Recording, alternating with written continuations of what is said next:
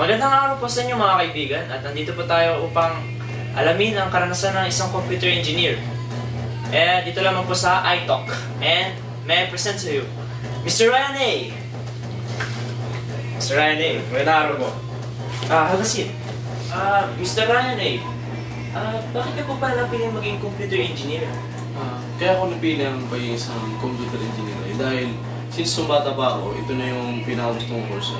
Isa pa, ang isang CPA graduate o computer engineer ay maraming pwedeng pasukan trabaho. Kasi narito yung isang analytical programmer, maaari siyang mapunta sa isang kumpanya o sa ibang bansa, maaaring magamit ito kasi ito ay eligible at hindi man din sa ibang bansa. Mr. Ryan A,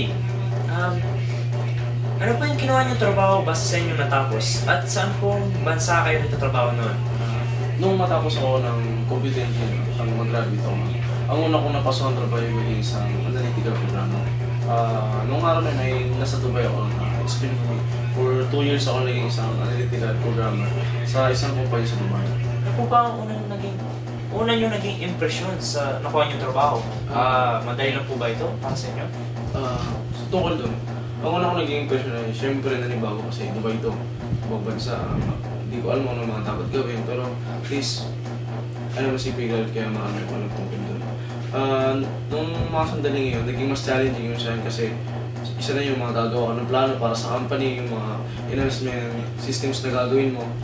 Naging mas challenging ako doon at naging mas active ako as a CPA graduate kasi yung mga knowledge ko at nagkaroon yun ng application sa pagiging isang analytical programmer na nakuha ko sa Dubai. Mukhang maganda yan Mr. Ryan A. Meron po ba sa inyo tumulong upang maging tagumpay sa inyong trabaho na nakuha? Maraming mga tumulong sa especially yung tita ko. Sabi niya sa akin lagi na pag nag-chat kami, huwag ako mag-iiwag sa trabaho ko. Pagpatuloy ka na kasi hindi na naman daw para sa, para sa kanila, kundi para rin sa akin yung magiging puhunan ko rin sarili ko yun para sa balang araw, syempre, pag umalis na ako sa kanila, maging isang formal akong tao at may napundar na ako sa sarili ko. At ayon po kay Mr. Ryan A, marami siyang napagdaanan upang makamit ang matamis na tagumpay patungo sa pagiging computer engineer. At ngayon naman, Mr. Ryan A, meron po ba kayo na-admire noon nung kayo ay nag-aaral pa lamang upang maging computer engineer? Slipit lang po.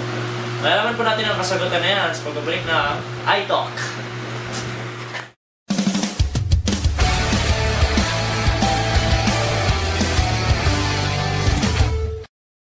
Chisay babaw? OMG! Chisay babaw? OMG! Chisay babaw? OMG! OMG! KFC Streetwise Burger. Inakaunang burger na may cheese sa taas ng bun. Cheese sa gitna is boring.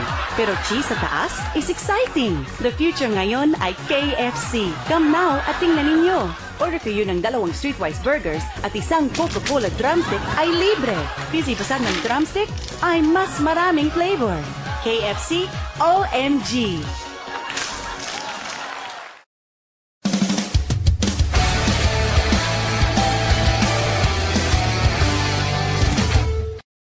Babalik po tayo dito ngayon sa iTalk at ayon po kanina sa tanong ko, Mr. Ryan A, sino po ba yung ina-admire nyo nung kayo nag-aaral pa lang upang maging computer engineer?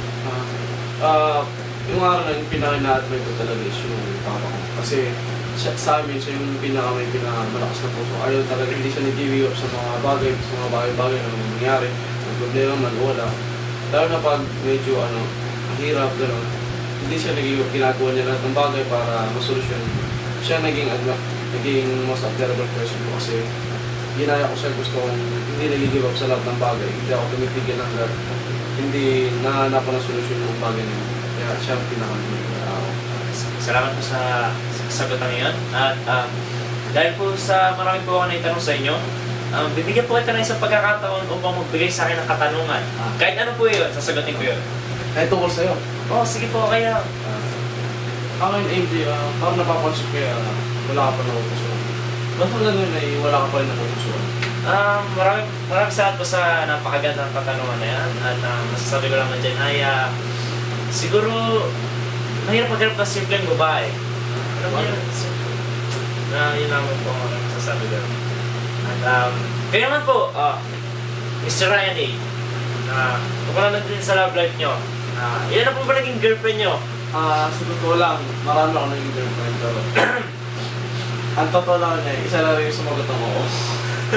At dito pa nagtatapos ang aming palabas na ito. Maraming salamat po Mr. Ryan A. Maraming salamat. At dahil na po lang. 3, 2, 1. Wait Action! na! Nakakatawa ka pre, wag. Sige, kakat ko na lang.